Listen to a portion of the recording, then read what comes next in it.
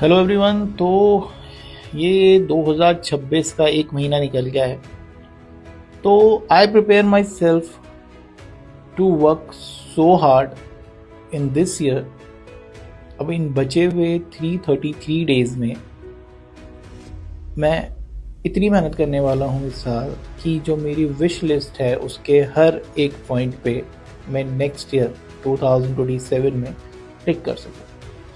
And I want everyone you to join this journey with me.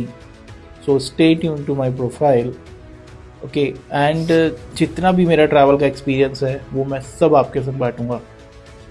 I want everyone to travel, जो भी travel करना चाहता है अपने पर्टिकुलर बजट में। So मेरे संग जुड़े रहिए इस पूरे साल 2026 में।